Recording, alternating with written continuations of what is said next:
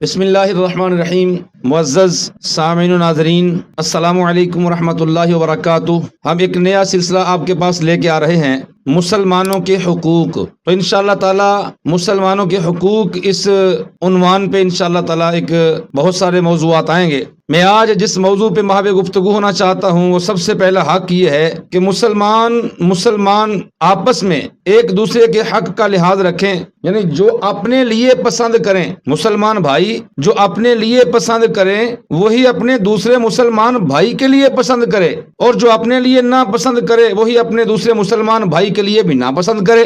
اب اس کو اب جس انداز سے مرضی دیکھ سکتے ہیں۔ مثلا ایسا بھی تو ہے نا کہ جہاں پہ آپ یہ چاہتے ہیں کہ یہاں میری عزت ہو، میری بلے بلے ہو، تو وہاں پہ آپ اپنے مسلمان بھائی کی عزت کا لحاظ رکھیں۔ ایسا نہیں ہے کہ آپ کسی کو بے عزت کر کے خود باعزت ہو جائیں گے، ایسا نہیں ہے۔ کسی فنکشن کے اندر، دعوت کے اندر جب کبھی کھانے کا معاملہ ہوتا ہے تو وہاں پر بھی ہمیں کوشش یہ کرنی چاہیے کہ جو چیز مجھے پسند ہے اپنے دوسرے مسلمان بھائی کو میں وہ پیش کروں، یعنی اپنے اندر سے حرص کو ختم کریں۔ حضرت نعمان بن بشیر رضی اللہ تعالی عنہ، یہ انصاری ہیں، یہ روایت کرتے ہیں رسول اکرم صلی اللہ علیہ وسلم نے ارشاد فرمایا، فرماتے ہیں میں نے فرماتے سنا ہے کہ باہمی محبت اور رحم دلی یہ مسلمانوں کی مثال ایک جسم کی طرح ہے۔ جیسے ایک جسم میں کسی عضو کو تکلیف پہنچتی ہے تو مسلمان کا سارا جسم جو ہے اس کے اوپر وہ برداشت کرتا ہے، یعنی ایک عضو کو تکلیف پہنچی تو جسم میں بخار ہوا، ابتدائی تکالیف ہوئی، وہ برداشت کرتا ہے۔ غور کریں نا اس بات پہ کہ پاؤں میں کانٹا چبھے تو سیز زبان سے نکلتا ہے، ہائے کانٹا تو پاؤں میں چبھا ہے۔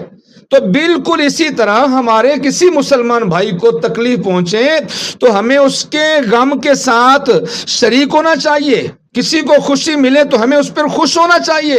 تو میرے محترم پیارے بھائیوں، مسلمان کا سب سے پہلا حق یہ ہے کہ وہ اپنے دوسرے مسلمان کے لیے وہی چیز پسند کریں جو اپنے لیے پسند کرتا ہے۔ حضرت ابو موسیٰ اشعری رضی اللہ تعالی عنہ آپ روایت کرتے ہیں، رسول پاک صلی اللہ تعالی علیہ وسلم نے ارشاد فرمایا کہ مومن کے لیے امارت کی مثل ہے، فرمایا کہ جس کا بعض حصہ بعض کو مضبوط کرتا ہے۔ جو اپنے آپ کو مومن سمجھتا ہے وہ اس پہ تھوڑا غور کریں۔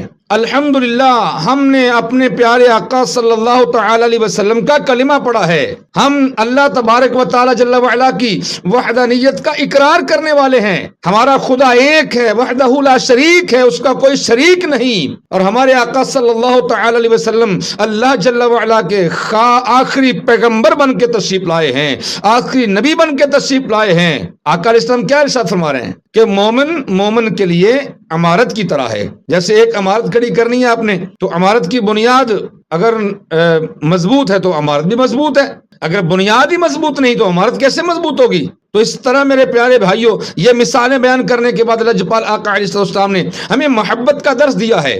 تو یہ اپنے اندر سے حرص ختم کر دیں کہ سارا کچھ مجھے مل جائے، میرے دوسرے مسلمان بھائی جو ہیں وہ ویسے کے ویسے رہ جائیں۔ ارے بھائی بڑے آئے اس مال کو جناب سمیٹنے والے، بڑے آئے عزتوں کو سمیٹنے والے، وہ چلے گئے یار، بالکل اسی طرح ہم بھی چلے جائیں گے۔